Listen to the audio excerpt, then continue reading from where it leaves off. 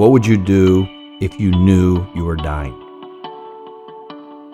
As a physician, unfortunately, sometimes I have the unfortunate opportunity to tell people really bad news.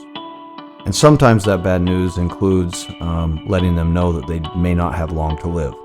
Pretend you're my patient for just a minute, and you come into my clinic and I have some bad news for you. And that bad news is you have 1 year to live, and 1 year from today, you know for a fact you will die. I think we all know that life is short. We hear that phrase a lot, we talk about it, but do we feel it in our gut? That's what I really want you to understand.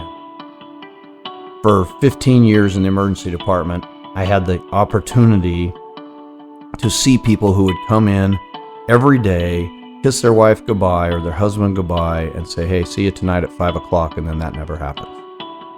And you get, as an ER doc, a intense sense.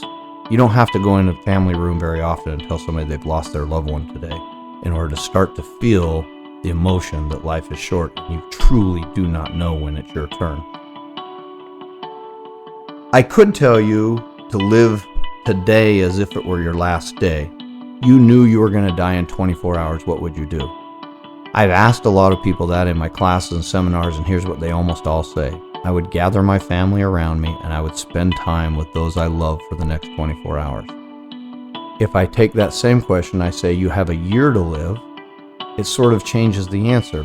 They still want to spend time with family and friends, but obviously you can't spend 24 hours a day for the next 365 days with your family and friends on a constant basis. So some other things start to come up.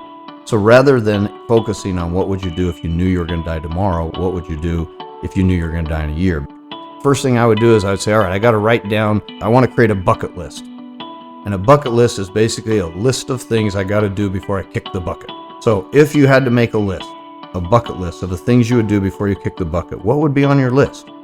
Let me give you some examples. Who would you call? Who would you want to meet?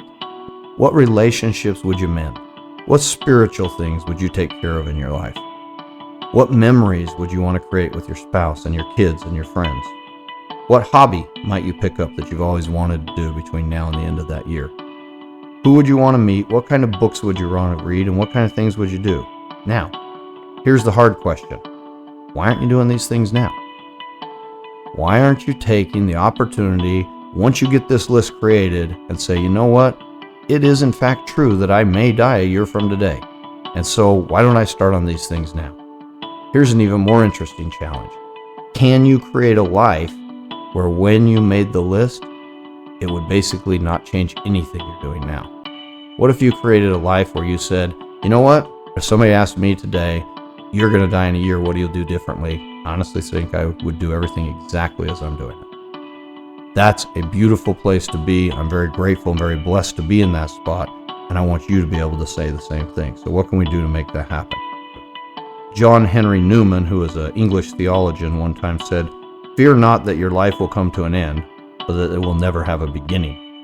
And I think there's more of that problem than there is worrying about life ending.